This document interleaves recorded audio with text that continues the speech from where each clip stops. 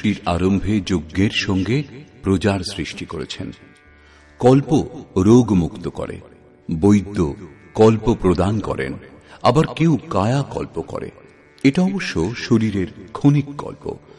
যথার্থ কল্প তখনই হয় যখন ভবরোগ থেকে মুক্তি লাভ হয়। আরাধনার আরম্ভ এই কল্পের প্রারম্ভিক অবস্থা। আরাধনা সম্পূর্ণ হলেই কল্প সম্পূর্ণ হবে। সেইরূপ পরমাত্ম স্বরূপে স্থিত মহাপুরুষগণ ভজনের আরম্ভে যজ্ঞের সঙ্গে সংস্কার সুসংগঠিত করে বললেন, এই যজ্ঞ দ্বারা তোমরা সমৃদ্ধ হও। কিরূপ সমৃদ্ধি? সেই সমৃদ্ধি কি কাঁচা ঘরবাড়ি পাকা করা, বেশি উপার্জন করা? বলছেন না, যজ্ঞ ইষ্ট কামধুক, ইষ্ট সম্বন্ধীয় কামনা পূর্ণ করবে। ইষ্ট একমাত্র পরমাত্মা, সেই পরমাত্মা সম্বন্ধীয় কামনা পূর্ণ করে এই যজ্ঞ। এখানে এ প্রশ্ন স্বাভাবিক যে যজ্ঞ সরাসরি পরমাত্মার প্রাপ্তি করাবে নাকি ক্রমে ক্রমে চলার পর?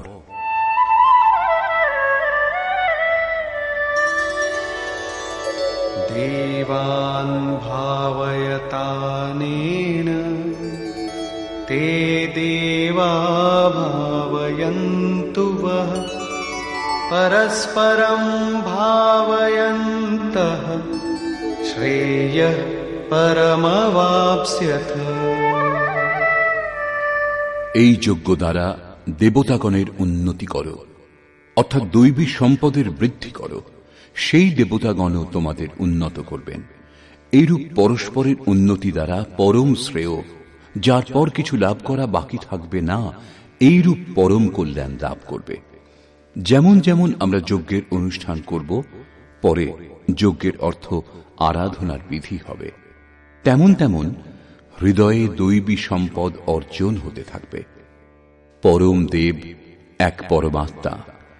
সেই পরম দেবে স্থিতি লাভ করতে সাহায্য করে যে সম্পদ, অন্তঃকরণে যে সজাতীয় প্রবৃত্তি বিদ্যমান, সেই সজাতীয় প্রবৃত্তি সমূহই দৈবী সম্পদ।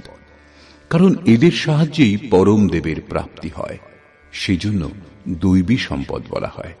বাহ্য জগতের দেবতা পাথর জল নয়, যেমন লোকে কল্পনা করে। যোগেশ্বর শ্রীকৃষ্ণের বাণীতে তাদের অস্তিত্ব নেই। তিনি আরো বলছেন,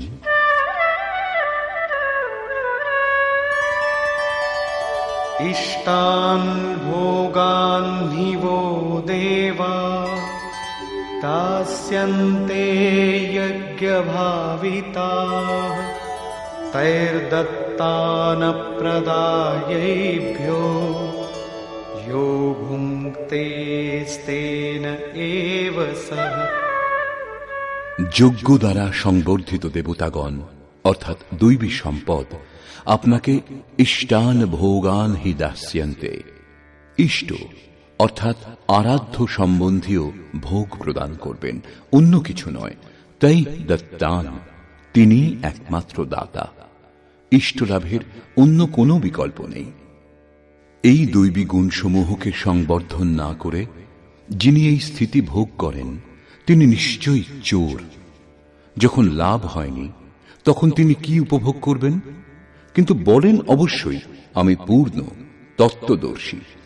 এইরূপ মিথ্যাবাদী এই পথ থেকে মুখ লুকিয়ে বেড়ায়। তারা চোর, প্রাপ্তকর্তা নয়।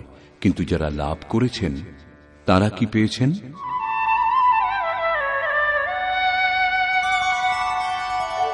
যজ্ঞশিষ্টাশিনঃ সন্তো মুচ্যন্তে সর্বকিল্বিষৈঃ ভুঞ্জতে তে ত্বঘং পাপা ये পচন্ত্যাত্মকারণাৎ।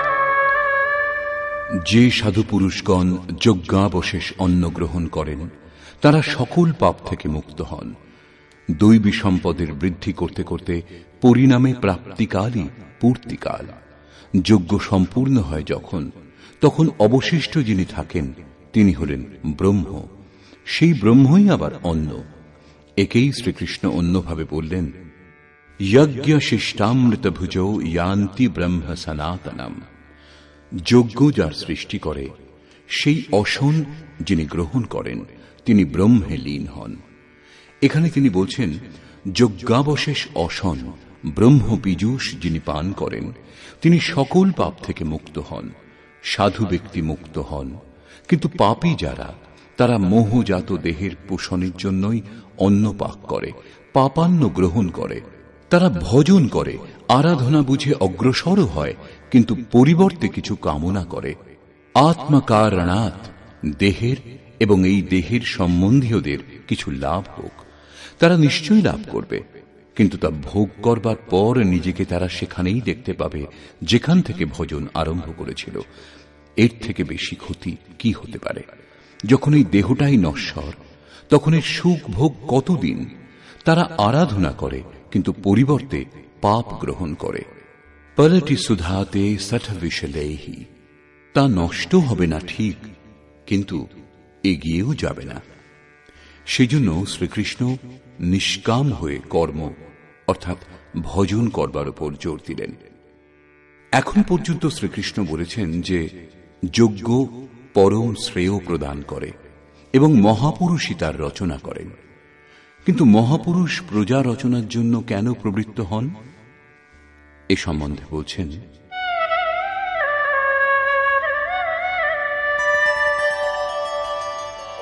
अन्नाद् भवन्ति भूतानि पर्जन्यादन्न सम्भवः यज्ञाद् भवति पर्जन्यो यज्ञः कर्म समुद्भवः कर्म ब्रह्मोद्भवं विद्धि ब्रह्माक्षरसमुद्भवम् तस्मात् सर्वगतं ब्रह्म नित्यं यज्ञे प्रतिष्ठितम्। অন্ন থেকে সমস্ত প্রাণী উৎপন্ন হয়। অন্নং ব্রহ্মেতি ব্যজানাৎ, পরমাত্মাই অন্ন। সেই ব্রহ্ম পীযূষকেই উদ্দেশ্য করে প্রাণীগণ যজ্ঞের দিকে অগ্রসর হয়। বৃষ্টি থেকে অন্নের উৎপত্তি হয়। মেঘ থেকে যে বৃষ্টি হয় তা নয়, পরন্তু কৃপা বৃষ্টি। পূর্ব সঞ্চিত যজ্ঞ কর্মই এই জন্মে যেখানে সাধনাতে ব্যবধান উৎপন্ন হয়েছিল সেখানেই ইষ্ট কৃপারূপে বর্ষিত হয়। আজকের আরাধনা কাল কৃপারূপে লাভ হবে, সেই জন্য যজ্ঞ দ্বারা বৃষ্টি হয়। স্বাহা উচ্চারণ এবং তিল জবের আহুতি মাত্র দিলেই যদি বর্ষা হতো, তাহলে বিশ্বের অধিকাংশ মরুভূমি অনুর্বর কেন রয়েছে? উর্বর হয়ে থাকত। এখানে যজ্ঞের পরিণাম কৃপা বৃষ্টি। এই যজ্ঞের অনুষ্ঠান কর্ম দ্বারা হয়। কর্ম করে গেলেই একদিন যজ্ঞ সম্পূর্ণ হয়।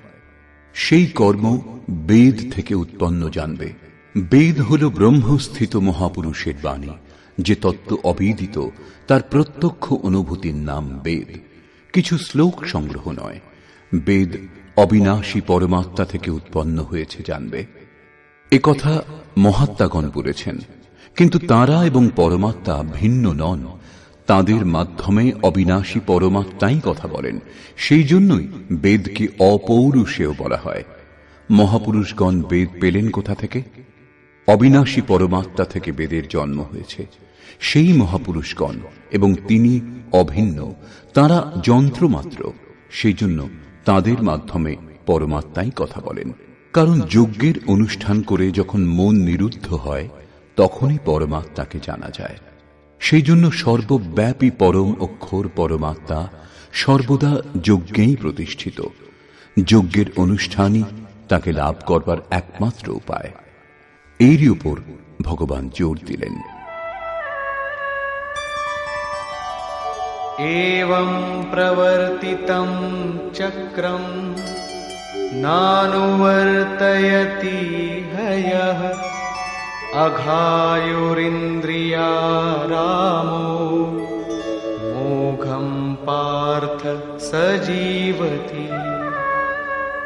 হে পার্থ, যে ব্যক্তি ইহলোকে মনুষ্য দেহ লাভ করে এই সাধন চক্রের অনুসারে অনুষ্ঠান করে না, অর্থাৎ দৈবী সম্পদের উৎকর্ষ, দেবতাগণের বৃদ্ধি, এবং পরস্পর বৃদ্ধি দ্বারা অক্ষয় ধাম লাভ, এই ক্রম অনুসারে যে কর্মে প্রবৃত্ত হয় না, ইন্দ্রিয়গুলির সুখ আকাঙ্ক্ষী সেই পাপী ব্যক্তি বৃথা জীবন ধারণ করে। বন্ধুগণ, যোগেশ্বর শ্রীকৃষ্ণ দ্বিতীয় অধ্যায়ে শুধু কর্মের নাম নিয়েছেন এবং বর্তমান অধ্যায়ে বলছেন নিয়ত কর্মের আচরণ করো। যজ্ঞের প্রক্রিয়াই কর্ম, এছাড়া যা কিছু করা হয় তা এই লোকেরই বন্ধন। এই কারণে সঙ্গদোষ থেকে পৃথক অবস্থান করে যজ্ঞের পূর্তির জন্য কর্মের আচরণ করো। তিনি যজ্ঞের বিশেষত্বের উপর আলোকপাত করলেন এবং বললেন, যজ্ঞের উৎপত্তি হয়েছে ব্রহ্মা থেকে। প্রজা অন্যকে উদ্দেশ্য করে যজ্ঞে প্রবৃত্ত হয়। যজ্ঞ কর্ম থেকে এবং কর্ম অপৌরুষেয় বেদ থেকে উৎপন্ন হয়েছে। বেদ মন্ত্রগুলির দ্রষ্টা মহাপুরুষগণ ছিলেন। তাদের পুরুষকার বিলীন হয়ে গিয়েছিল। প্রাপ্তির পর শেষে অবিনাশী পরমাত্মাই শুধু থাকেন। সেই জন্য বেদ পরমাত্মা থেকে উৎপন্ন। সর্বব্যাপী পরমাত্মা সর্বদা যজ্ঞে প্রতিষ্ঠিত। এই সাধন চক্র অনুসারে যে আচরণ করে না, সেই পাপী ব্যক্তি ইন্দ্রিয় সমূহের সুখ আকাঙ্ক্ষী ব্যর্থই জীবন ধারণ করে। অর্থাৎ যজ্ঞ এমন বিধি যাতে ইন্দ্রিয়গুলির বিশ্রাম নেই, পরন্তু অক্ষয় সুখ বিদ্যমান। ইন্দ্রিয়গুলিকে সংযম করে এর আচরণ করবার বিধান। ইন্দ্রিয় সমূহের সুখ আকাঙ্ক্ষী যারা, তারা পাপী। এখনো শ্রীকৃষ্ণ বলছেন না যজ্ঞ কি, কিন্তু এই যজ্ঞ কি সারা জীবন করে যেতে হবে? কখনো কি সম্পূর্ণ হবে? এই প্রসঙ্গে যোগেশ্বর বলছেন,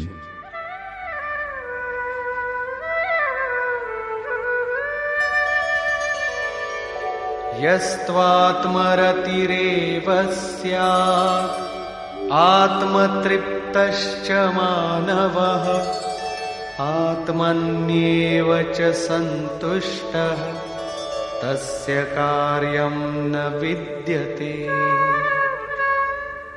কিন্তু যে ব্যক্তি আত্মাতেই প্রীত, আত্মাতেই তৃপ্ত এবং আত্মাতেই সন্তুষ্ট, তার জন্য কোনো কর্তব্য বাকি থাকে না। এই হল লক্ষ্য। যখন অব্যক্ত, সনাতন, অবিনাশী আত্মতত্ত্ব লাভ হয়ে যায়, তখন আর কার অনুসন্ধান করা হবে? এরূপ পুরুষের কর্মের, আরাধনার প্রয়োজন হয় না। আত্মা ও পরমাত্মা একে অন্যের পর্যায়ভুক্ত। পুনরায় এর বর্ণনা করলেন, নৈব তস্য কৃতেনার্থো না কৃতেনেহ কশ্চন ন চাস্য সর্বভূতেষু কশ্চিদর্থব্যপাশ্রয়ঃ। এই সংসারে সেই পুরুষের কর্ম করেও কোনো লাভ নেই এবং কর্ম না করলেও কোনো লোকসান নেই। কিন্তু আত্মতত্ত্ব লাভ হওয়ার পূর্বে এর প্রয়োজন ছিল। তার সমগ্র প্রাণী জগতের সঙ্গে কোনো স্বার্থ সম্বন্ধ থাকে না। আত্মাই শাশ্বত, সনাতন, অব্যক্ত, অপরিবর্তনশীল ও অক্ষয়। যখন আত্মা লাভ হয়ে গেছে এবং তাতেই সন্তুষ্ট, তাতেই তৃপ্ত, তাতেই ওতপ্রোত এবং স্থিত আছেন, যখন এর থেকে শ্রেষ্ঠ কোনো সত্তা নেই, তখন কার খোঁজ করা হবে? কি লাভ হবে? সেই পুরুষের কর্ম ত্যাগ করলেও কোনো ক্ষতি নেই, কারণ বিকারের চিহ্ন যে চিত্তে পড়ে, সেই চিত্তই বিলুপ্ত হয়ে গেছে। তার সকল ভূতে, বাহ্য জগতে এবং আন্তরিক সংকল্পের স্তরে কোনো উদ্দেশ্য থাকে না। সব থেকে বড় উদ্দেশ্য ছিল পরমাত্মাকে লাভ করা। যখন তাকে লাভ করেছেন, তখন অন্য কারুকে তার কি প্রয়োজন? তস্মাদসক্তঃ সততং কার্যং কর্ম সমাচর আসক্তো হ্যাচরন কর্ম পরমাপ্নোতি পুরুষঃ। সেই স্থিতি লাভ করবার জন্য তুমি অনাসক্ত হয়ে নিরন্তর কার্যম কর্ম, করণীয় যে কর্ম, উত্তম রূপে সেই কর্মের অনুষ্ঠান করো। কারণ অনাসক্ত পুরুষ কর্মের অনুষ্ঠান করে পরমাত্মাকে লাভ করেন। নিয়ত কর্ম, কার্যম কর্ম এক। কর্মের প্রেরণা দিয়ে তিনি বললেন, कर्मणैव हि संसिद्धिम् आस्थिता जनकादयः लोकसंग्रहमेवापि सम्पश्यन् कर्तुमर्हसि। জনকের তাৎপর্য রাজা জনক নয়, জনক জন্মদাতাকে বলে। যোগী জনক আপনার স্বরূপকে জন্ম দেয়, প্রকট করে। যোগ সংযুক্ত প্রত্যেক মহাপুরুষ জনক।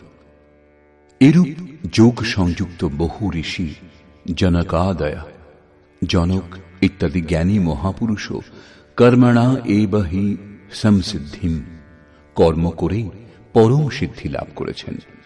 পরম সিদ্ধির অর্থ হল পরম তত্ত্ব পরমাত্মাকে লাভ করা। প্রাচীনকালে জনক ইত্যাদি যত মহর্ষি হয়েছেন এই কার্যম কর্মের দ্বারা, যা যজ্ঞের প্রক্রিয়া, এই কর্ম করেই সমসিদ্ধিম, পরম সিদ্ধি লাভ করেছেন। কিন্তু লাভ করবার পর তাঁরাও লোক সংগ্রহের জন্য কর্ম করেন, লোককল্যাণের জন্য কর্ম করেন। অতএব তুমি প্রাপ্তির পর লোকনায়ক হওয়ার জন্য কর্ম করবার উপযুক্ত। কেন? এখন শ্রীকৃষ্ণ বলছেন যে লাভ করবার পর মহাপুরুষের কর্ম করলে কোনো লাভ হয় না, এবং কর্ম না করলেও তার কোনো লোকসান হয় না। কিন্তু লোক সংগ্রহ, লোকহিতের জন্য তারা উত্তম রূপে কর্মের অনুষ্ঠান করেন।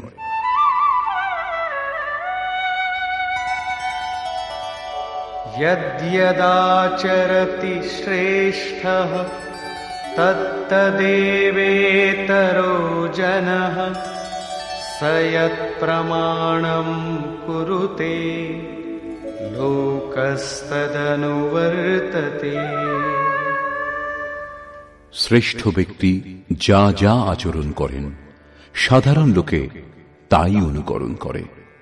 সেই মহাপুরুষ যা কিছু প্রমাণ করে দেন অন্য লোকে তাই অনুসরণ করে।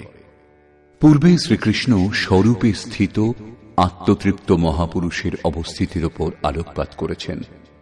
তাঁদের কর্ম করলে কোনো লাভ হয় না এবং ত্যাগ করলে কোনো লোকসানও হয় না।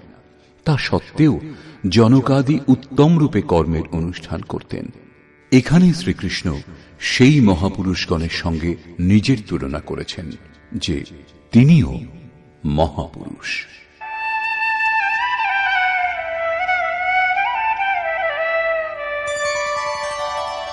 न मे पार्थास्ति कर्तव्यम् त्रिषु लोकेषु किञ्चन नानवाप्तमवाप्तव्यम् वर्त एव च कर्मणि। হে পার্থ, তিন লোকে আমার কোনো কর্তব্য কর্ম নেই। পূর্বে বলেছেন সেই মহাপুরুষের সর্বভূতের প্রতি কোনো কর্তব্য নেই। এখানে বলছেন তিন লোকে আমার কোনো কর্তব্য বাকি নেই এবং লাভের যোগ্য বস্তু কিঞ্চিত মাত্র লাভ করতে বাকি নেই। তা সত্ত্বেও আমি উত্তম প্রকার কর্মের আচরণ করি। কেন?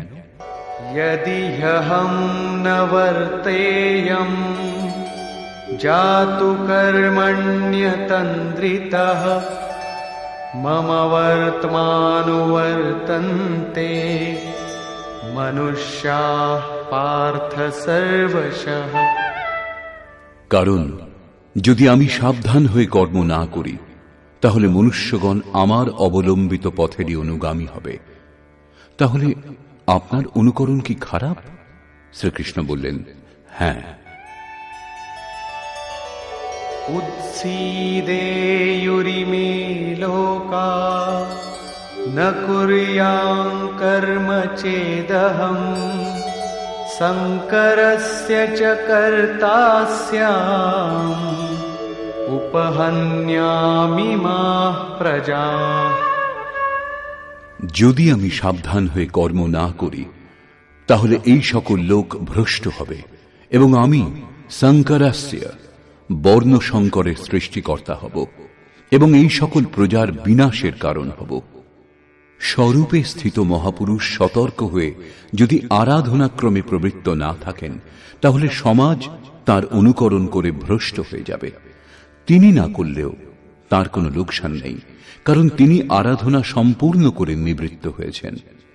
কিন্তু সমাজ তো এখনো আরাধনা আরম্ভই করেনি। অনুগামীদের পথ প্রদর্শনের জন্যই মহাপুরুষ